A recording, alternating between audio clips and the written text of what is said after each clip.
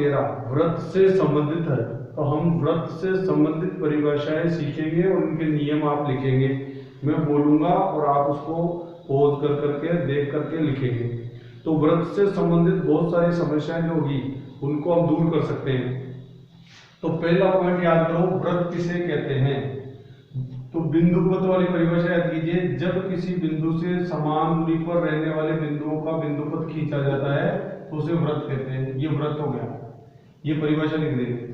दूसरा प्रश्न है, केंद्र किसे कहते हैं। जिस बिंदु से हमने समान दूरी पर रहने वाले बिंदुओं का बिंदुपत खींचा उसे केंद्र कहेंगे। इसे ओ बिंदु से प्रदर्शित किया जाता है। तो ये ओ केंद्र हो गया, ये व्रत हो गया। तो जैसे मैंने ये व्रत बना दिया प्रकार के 9 व्रत करके, ये केंद्र हो गया। तीसरा पॉइंट याद कीजिए, त्रिज्या किसे कहते हैं। तो इसका नाम है केंद्र, इसका नाम है परिधि। तो परिधि पर कोई भी बिंदु ले लीजिए, ये बिंदु है ए और ये केंद्र बिंदु है ओ। तो अब अगला प्रश्न याद करो कि त्रिज्या किसे कहते हैं। तो व्रत के केंद्र से परिधि पर स्थित किसी बिंदु के बीच की दूरी को त्रिज्या कहते हैं और इस त्रिज्या को हम r द्वारा प्रदर्शित करते हैं। अगला पॉइंट याद कीजिए, अगर हम इस परिधि पर, ये आपके पास एक वृत्त है, इसकी इस परिधि पर 2 बिंदु ले लें, ये केंद्र बिंदु है O। अगर इस केंद्र बिंदु से होती हुई सीधी रेखा खींच दी जाए ऐसे, तो उसे हम व्यास कहते हैं। ये PQ नाम दे दिया मैंने। तो अगला प्रश्न याद कीजिए, व्यास किसे कहते हैं। तो परिधि के 2 बिंदुओं को मिलाने वाली रेखा जो केंद्र से होकर गुजरे उसे हम व्यास कहते हैं। अगला प्रश्न याद कीजिए, अगर किसी वृत्त के अंदर परिधि पर 2 बिंदु हो और वो केंद्र से होकर ना गुजरे ऐसी एक रेखा खींची जाए तो इस रेखा का नाम है जीवा। तो जीवा किसे कहते हैं। वृत्त की परिधि पर स्थित 2 बिंदुओं को मिलाने वाली रेखा को जीवा कहते हैं। ये व्यास भी जीवा कहलाती है। व्यास सबसे बड़ी जीवा है, तो ये जीवा भी है, लेकिन ये व्यास नहीं है। अगली बात, अगर हम इस रेखा को तो जीवा कह देते हैं और इस रेखा को अगर आपने देखा हो तो ये, इसको बोलते हैं लघु चाप। ये चाप कहलाएगा। जैसे चाप लिखकर इसके ऊपर टोपी पहना दीजिए तो इसका ऐसा प्रतीक होता है, ये देखिए। तो ये लघु चाप हो गया। आपके पास ये वृत्त है, इस वृत्त के अंदर यहाँ पर 2 बिंदु हैं ए बी। तो ये जो है इसको हम चाप कहते हैं। इस चाप को लघु चाप भी कह सकते हैं। तो लघु चाप का ज्यादा उपयोग करेंगे और ऐसे लिखकर इसके ऊपर टोपी लगा देंगे। और यहां से लेकर यहां तक जो ये शेष टुकड़ा बच गया इसको हम दीर्घ चाप बोलेंगे। ये दीर्घ चाप होता है।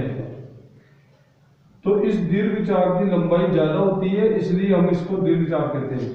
अच्छा, अगर आपके पास ये व्यास है तो इस व्यास के इधर का टुकड़ा और इधर का टुकड़ा ये दोनों बराबर होते हैं, तो इनको हम अर्धवृत्त बोलेंगे। तो ये अर्धवृत्त का हो जाएगा। अगला पॉइंट है, अगर आपके पास एक वृत्त हो और उस वृत्त में ये केंद्र बिंदु हो और अगर आपके पास ये ए बिंदु और ये बी बिंदु हो, तो ये तो हो गया चाप, ये हो गई जीवा। और इस O को मैं A से मिला दूं और O को B से मिला दूं तो ये बीच का जो कोण होता है इसे हम थीटा कोण कहते हैं।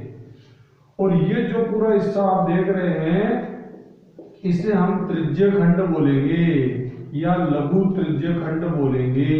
ये नाम याद कर लो फटाफट। हाँ जी, ये वाला जो एरिया है पूरा इसे हम त्रिज्य खंड या लघु त्रिज्य खंड कहते हैं। नियम है, अगर आपके पास एक वृत्त हो और इस वृत्त की परिधि पर स्थित ये 2 बिंदु हैं ए बी जिनको हम जीवा कहते हैं। इस जीवा के ये जो नीचे वाला भाग आप देख रहे हैं इस भाग को हम लघु वृत्तखंड कहते हैं।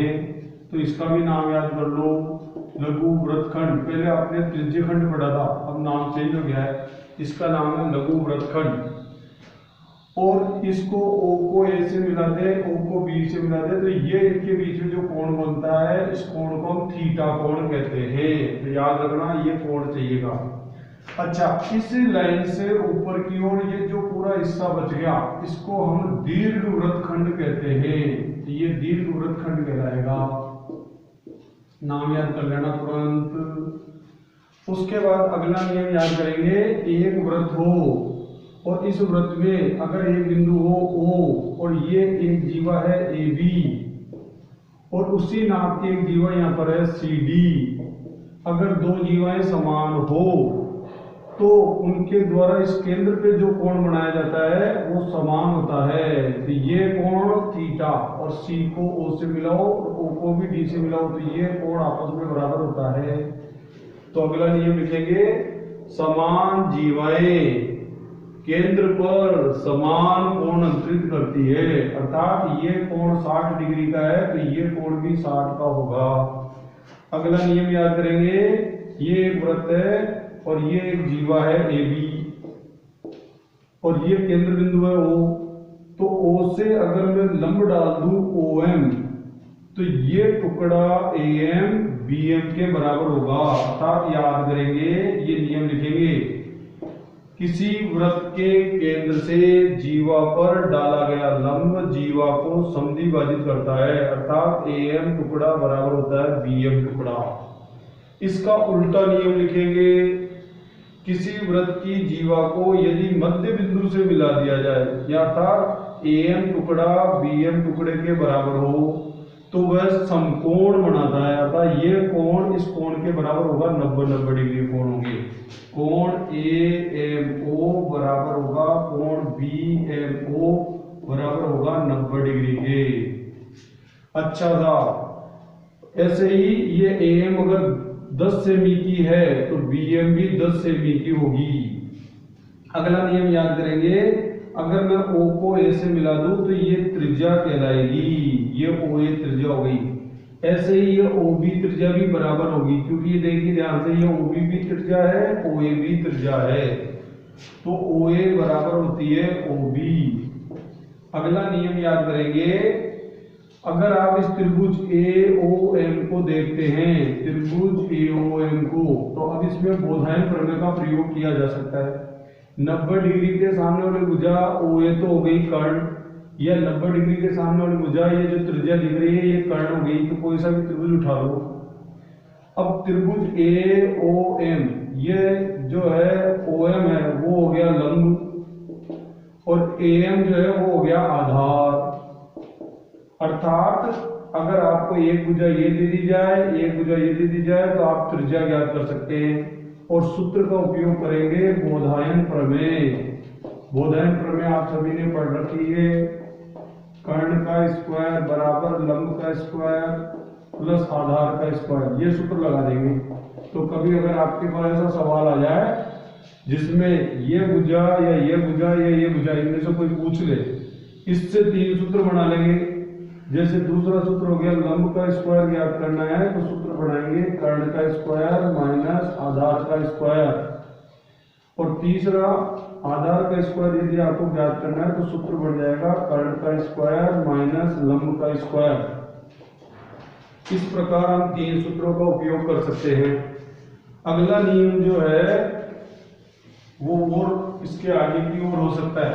अगला नियम क्या है, ध्यान देंगे कि अगर आपके पास एक वृत्त है और वृत्त के स्पर्श करती हुई रेखा खींच दी जाए तो इस रेखा को स्पर्श रेखा कहेंगे।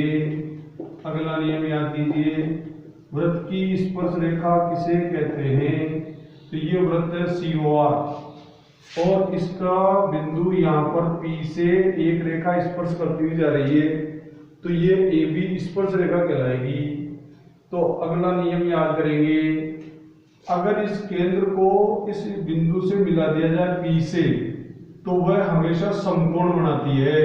याद रखेंगे ये बात, अगर कभी सवाल आ जाए तो ये कोण 90 डिग्री का लेना है और इस P बिंदु को हम स्पर्श बिंदु कहेंगे, ये नाम है इसका। तो ये तो हो गई स्पर्श रेखा और ये हो गया स्पर्श बिंदु। तीसरी बात, अगर आपके पास एक वृत्त हो और बाहर कोई बिंदु हो A और वहां से अगर एक स्पर्श रेखा इधर खींच दे एक इधर खींच दे तो इनकी लंबाई हमेशा समान ही होगी। जैसे ये एक स्पर्श रेखा AP और एक स्पर्श रेखा है ये AB, तो इस AB की लंबाई AP के बराबर होगी। जैसे मैं कह दूं ये भुजा 10 सेमी है AP फिर मैं आपसे पूछूं बोलो ए बी कितनी है, तो आप बोलना 10 सेमी। ये जो है इससे आगे की ओर भी रचनाएं की जा सकती है। इसके अलावा स्पर्श रेखा जैसा अभी तो मैंने आपसे की, भाई एक बिंदु है ए यहाँ पर, और इस ए बिंदु से एक स्पर्श रेखा ये खींची, एक ये खींची, तो ए बी बराबर है ए सी, ये टुकड़ा इसके बराबर है। स्पर्श रेखा ऐसी भी आ सकती है, ये देखिए इस तरीके से एक त्रिभुज बना दे तो भी आपको इसको स्पर्श रेखा मान के चलना है। इसको ए बी सी कहेंगे। ये ए सी स्पर्श रेखा हो गई, बी सी स्पर्श रेखा हो गई और ए बी स्पर्श रेखा हो गई। 3 स्पर्श रेखा है आपके पास। ये केंद्र बिंदु हो गया। ये स्पर्श बिंदु कहलाएगा x, ये स्पर्श बिंदु कहलाएगा y, ये स्पर्श बिंदु कहलाएगा z। ये ax टुकड़ा जो है इस टाइप का हो गया, ये ay के बराबर होगा। तो अगर कोई आपसे पूछे ax किसके बराबर है, तो आप बोलना ay के बराबर। पहचान जाएंगे क्या? ऐसे ही देखो, ये bx टुकड़ा है ना, वो bz के बराबर होगा। ये टुकड़ा इस टुकड़े के बराबर होगा, तो bx बराबर हो गया bz। ऐसे ही अगर ये टुकड़ा zc किसके बराबर होगा, yc के बराबर, तो यानी zc बराबर हो जाएगा yc के बराबर।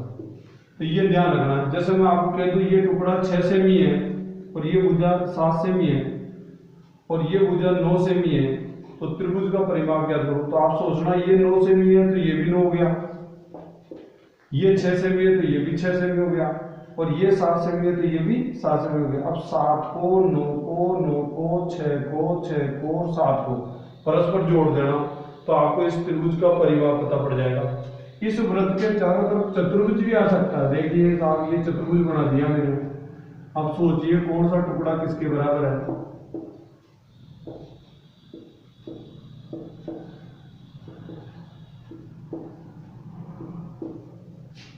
बोलिए ये बी क्यू किसके बराबर होगा, बी आर के। ये ए आर किसके बराबर होगा, ए एस के। डी एस किसके बराबर होगा, डी पी के। और पी सी किसके बराबर होगा, सी क्यू के। तो ये यहाँ पर 2 स्पर्श रेखाएं हैं, यहाँ पे 3 है, यहाँ पे 4 है, ऐसे आगे 5 भी हो सकती है, 6 भी हो सकती है। तो आपको ये ध्यान रखना है कि ये स्पर्श रेखा का टुकड़ा इसके बराबर होगा, ये वाला टुकड़ा इस टुकड़े के बराबर होगा, ये वाला टुकड़ा इस टुकड़े के बराबर होगा, और ये टुकड़ा इस टुकड़े के बराबर होगा। इस प्रकार से आपको स्पर्श रेखाओं का पालन करना है।